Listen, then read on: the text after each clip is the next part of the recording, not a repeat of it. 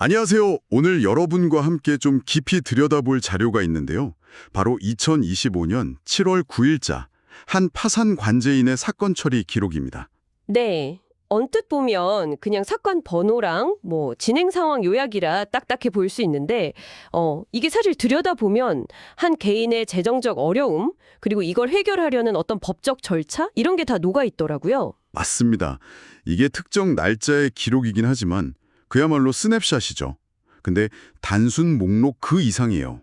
각 사건이 얼마나 복잡하고 또 어떻게 진행되고 있는지 그 속사정을 좀 엿볼 수 있는 흥미로운 자료라고 생각합니다. 네, 그렇죠. 그럼 같이 한번 파헤쳐 보죠. 우선 제일 먼저 눈에 띄는 게요. 그 사건 처리 결과가 좀 다양하다는 건데요. 가장 많은 게 폐지 면책이네요. 아, 네. 이거는 비교적 자산이 좀 적거나 아니면 추가적인 절차가 별로 필요 없을 때 사건을 좀 빨리 종결하고 채무자의 책임을 면제해주는 그런 결정.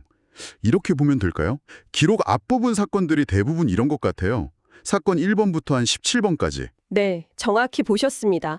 이게 파산 절차를 계속 진행해봤자 채권자들에게 돌아갈 실익이 거의 없다고 판단될 때 내리는 결정이죠. 근데 여기서 종결 결정하고는 좀 구분해야 돼요. 아, 종결이요. 그건 다른 건가요? 네. 종결은 예를 들어 기록에 나온 사건 18번처럼 상속 재산이 있다거나 해서 채권자들한테 나눠줄 재산, 즉 배당할 재산이 있었던 경우에요. 그 배당 절차까지 다 마치고 정말로 사건을 완전히 마무리했다. 이럴 때 종결이라고 합니다. 아하. 그러니까 필요한 절차를 다 거쳤다는 의미군요. 네, 폐지랑은 다르네요. 그렇죠. 절차를 다 이행했다는 거죠. 그렇군요. 근데 진짜 제 눈길을 끈 건요. 그 속행 결정이 내려진 사건들이에요. 기록 보니까 뒤쪽으로 갈수록 이게 꽤 많던데요. 사건만 20번 이후부터 쭉. 네, 맞아요. 이게 아직 절차가 진행 중이다 이런 뜻이잖아요. 왜 이렇게 많은 사건들이 계속 진행 중인 걸까요? 뭔가 좀 복잡한 사정들이 있는 것 같은데. 네, 맞습니다. 보통 여러 이유가 좀 얽혀 있는데요. 가장 흔한 이유 중 하나는 자산을 현금화하는 절차, 이걸 법률 용어로는 환가라고 하는데 이 환가 절차가 필요한 경우입니다. 환가요. 아, 자산을 돈으로 바꾸는 거. 네. 기록에도 보면 부동산 매각한다 사건 25, 27 아니면 경매가 진행 중이다 사건 29, 30, 31 등등 이런 내용들이 보이죠. 심지어 사건 29번 같은 경우는 개인 택시 면허 매각을 협의 중이라는 내용도 있어요. 와, 개인 택시 면허까지요. 정말 예상 못했네요. 네, 그런 좀 특수한 자산들도 이제 대상이 될 수 있고요. 그리고 또 사건 40번처럼 차량 같은 경우 담보 가치가 시세보다 오히려 더 높아서, 그러니까 빚이 더 많아서 그냥 환가를 포기하는 그런 경우도 있고요. 이런 과정 하나하나가 시간이 꽤 걸리죠. 그렇겠네요. 재산을 찾아서 그걸 또 팔아서 돈으로 만드는 과정 자체가 간단하진 않겠군요. 자산 처분 말고 또 다른 이유들도 있을까요? 또 많이 보이는 게 화해 계약 이행을 기다리는 경우입니다. 이게 뭐냐면 채무자나 아니면 관련된 사람이 파산 재단에다가 일정 금액을 나눠서 내기로 약속을 하고 그 돈이 다 들어올 때까지 사건을 종결하지 않고 기다리는 거예요. 아, 돈을 내기로 약속하고 그걸 기다린다. 11번, 24번, 33번 이런 사건들이 해당되는데 보면 약속한 금액이랑 실제 들어온 금액이 아직 차이가 나는 경우들이 있어요. 그러니까 다 들어올 때까지는 계속 속행 상태인 거죠. 그렇군요. 약속 이행을 기다리는 거네요. 그럼 법적인 다툼 같은 것 때문에 길어지는 경우도 당연히 있겠죠? 물론입니다. 그 법적 조치가 진행 중인 경우도 아주 주요한 속행 사유죠. 대표적인 게 부인 청구 소송인데요.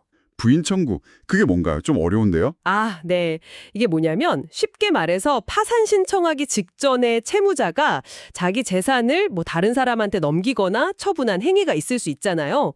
근데 그게 다른 채권자들한테 좀 불리하다, 부당하다 이렇게 판단될 때 그 행위의 효력을 없애달라고 파산 관제인이 소송을 하는 거예요. 아, 그러니까 파산 전에 재산을 좀 빼돌리려고 한 걸 다시 돌려놓으려는 그런 소송이군요. 네, 그런 취지입니다. 예를 들면 기록에 사건 20번처럼 전 배우자한테 지급했던 양육비가 문제가 되기도 하고요. 아니면 사건 20번처럼 아예 다른 회생 사건이랑 얽혀 있어서 그 결과가 나와야 파산 절차를 진행할 수 있는 경우도 있고요.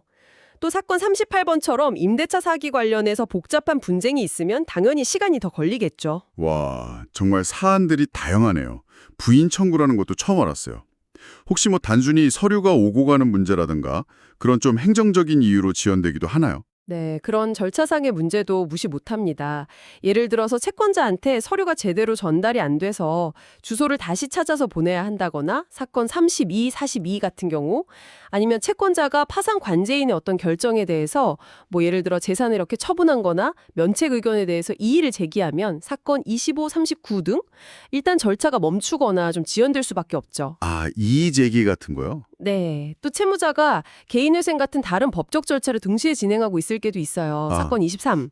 그러면 그쪽 절차 결과를 좀 기다려야 하는 경우도 있고요. 정말 다양합니다. 그렇군요. 이 기록을 쭉 훑어보니까요.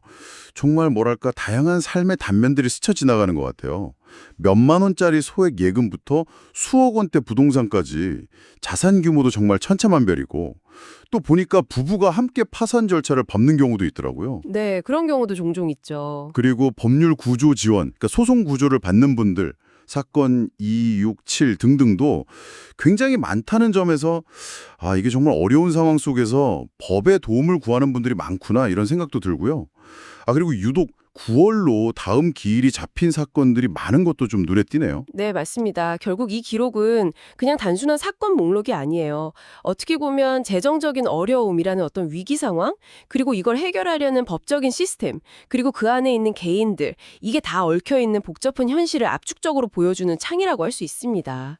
각 사건 번호 뒤에는 사실 우리가 다 알 수 없는 수많은 이야기가 숨겨져 있는 거죠. 네, 오늘 파산관제인의 시선에서 이 사건 기록을 통해 법적 절차의 이면을 좀 들여다봤는데요.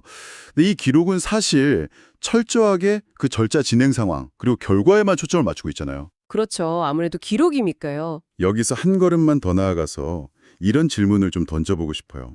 오늘 저희가 얘기 나눈 이 수많은 속행 사건들, 특히 뭐 자산 매각이라든지 복잡한 법적 분쟁, 또 화해계약 이행처럼 기약 없이 길어질 수도 있는 이런 지난한 과정을 거치고 있는 당사자들, 그러니까 채무자분들은 이 시간을 과연 어떻게 견뎌내고 있을까? 이 건조한 기록 너머에 있는 그분들의 실제 경험이나 감정은 어떨지 여러분도 한번 생각해 보시면 어떨까 싶습니다.